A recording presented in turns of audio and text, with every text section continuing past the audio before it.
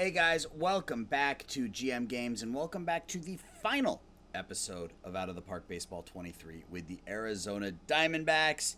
14 years, and we're going to call it a franchise here. We went 82-80 in the last season. Just going to show off kind of how things went this last season and then talk a little bit about what the future holds, because I've already got some stuff ready to go for the live stream on Sunday night. So as a franchise, I would say this was a success. We took over in 2021, and we made the playoffs 7 times in 13 seasons, 14 seasons. We won 3 straight World Series championships in 2029, 2030, and 2031. I think it was a success. I would consider this a success. We have a historical player in Julio Lujan, 359 home runs at age 33. He's locked up long term, so the future he probably had another couple good years under his belt. Jonathan Shabazz looking like an ace as a 20th round draft pick, won 18 games this past season. So all in all, I think we did a pretty good job with the Diamondbacks in our time here. Yeah, so our first World Series title, 2029. Guy Garibay, there's a name that Diamondbacks fans came to love. He had a great season that year. Tamar Johnson was only 24 years old. We've since moved him to Atlanta, where he's still hitting the ball pretty well. Not great. OPS is dropping. He's not as good defensively. Oh, that was the Javi Baez season, where we brought on Javi Baez in the middle of the year, and he was terrific. 775 OPS, 2.5 WAR in 85 games for Javi. And then went right back to New York and proceeded to hit the ball pretty well. So Javi Baez was part of that team. Of course, Julio Lujan, Jandel Paulino. Was that his first year with us? 2029, yeah, it was his first year with us. 279, 35 home runs. He proceeded to hit 30 home runs or more 5 straight seasons. Drove in 100 runs or more in 5 straight seasons. Starting to fall off a cliff now a little bit at 33, but that was a fantastic pickup, one that vaulted our offense. Ketel Marte, this was the year we brought him back, right? Yeah, 2029, we brought him back as a free agent. And he played really, really well. We had signed him. We had traded for him in the 2028 year. He didn't hit particularly well, so we were able to sign him to it was like a $6 million contract or something like that. And he put up 3 WAR for us. So Ketel Marte got that title with his team. Byron Buxton, one of the first major free agent acquisitions that we made. 4-year contract worth $61 million. We got some good. We got some good out of Byron. His first year in particular, 2.7 WAR. He wasn't great, but was very good defensively, so we knew what we were getting out of him. Jordan Lawler was in the system when we picked him when we took over the team. We let him go after the 2031 year.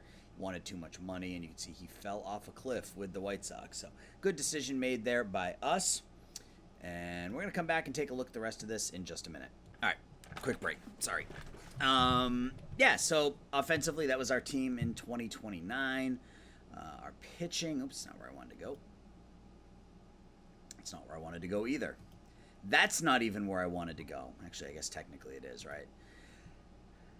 Our pitching staff was led by Ignacio Feliz that year. He was so good before he got hurt. That year and a half he put up for us before, 2.5 years really that he put up before he got hurt. He was so good. We traded him and he retired.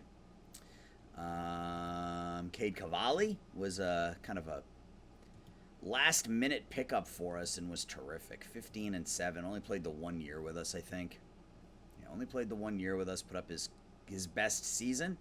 We let him walk. He was quite good for us.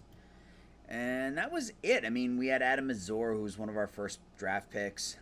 He didn't really pan out. Fitz Stadler, of course, played for us, I think, 4 different times. 2029, 2031. We signed him in 2029, then we signed him in the offseason in 2030, and then we signed him in the offseason in 2031. So he wasn't particularly good that last year, but first couple years he was terrific. they didn't really have a huge pitching staff that year. Lance McCullers came in, did a nice job. Really good bullpen. Really good bullpen that year. So that was our first World Series title. 2030, we went 104 and 58. A lot of the same names, of course. Lujan, Paulino, Garibay. Brought in Jason Brown this season to add to our team. I think our pitching staff, this is when we signed Robinson Pena.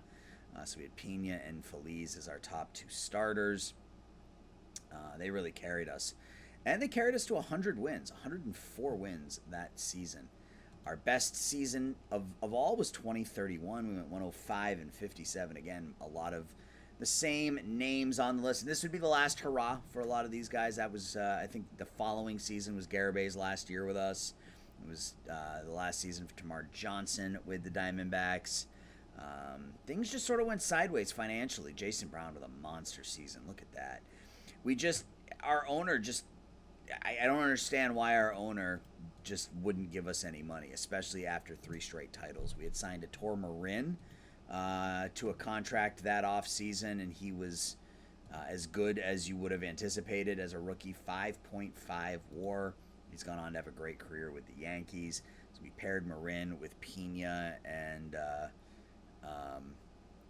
at that point brought up Shabazz and Molina as rookies. Feliz got hurt that year, but our pitching rotation was so good. And we won 3 in a row. So I consider this a success. I consider this a successful let's play. 3 titles in 14 seasons with a team that's not very good. So that is going to put a pin in the Arizona Diamondbacks. So what does the future hold?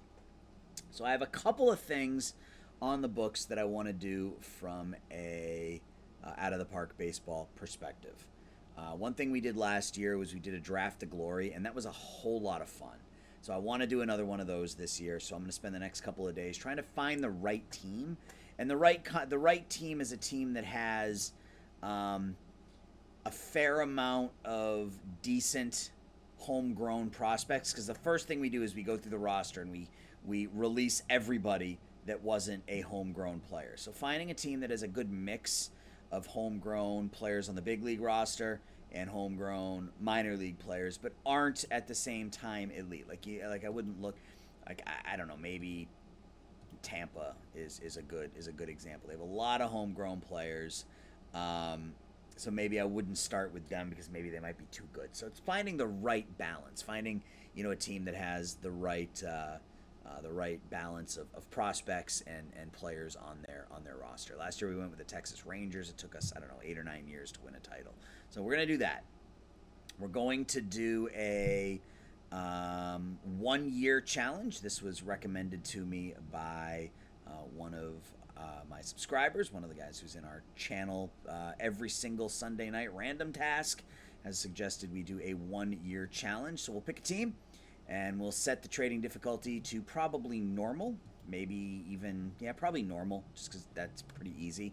And we're going to try to win a title in 1 season. So, maybe we'll start with a team that's a little bit easier. I don't know, start with the Red Sox or start with the Mets or start with something like that and try to win a title in 1 season.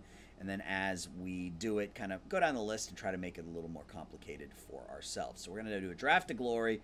We're going to do a series of 1-year title runs. So maybe this upcoming Sunday night we can try the 1-year title runs a couple of different times, see if we can achieve that. So we'll have the draft to glory as well. I also want to change up the draft to glory a little bit as we go forward. I think this first one we'll pick a team and we'll try to run it with the team, and then from there I want to make it a little bit more complicated. Where we can only draft American players, or we can only draft players from the Dominican Republic, or something like that makes things a little more complicated. If you guys have any suggestions, drop them in the comments. You can hit me up on my Discord. You can head over to my channel on YouTube and look at one of my videos, and the Discord is listed there. And actually, I can probably ask Chris to dump it in the comments below, or in the description below, so you guys can see it. But if you have any suggestions, come over to Discord and let me know. But that's what is upcoming on the channel. I hope you enjoyed the Diamondbacks playthrough. I certainly enjoyed playing it. I feel like we succeeded. 3 titles in 14 seasons with a couple of players that are kind of considered fan favorites, in terms of the history of the organization. Julio Lujan, Guy Garibay, players like that. So I hope you guys enjoyed it, and I hope you'll come hang out on Sunday as we get something new started. I'll talk to everybody later. Have a good one. Bye-bye.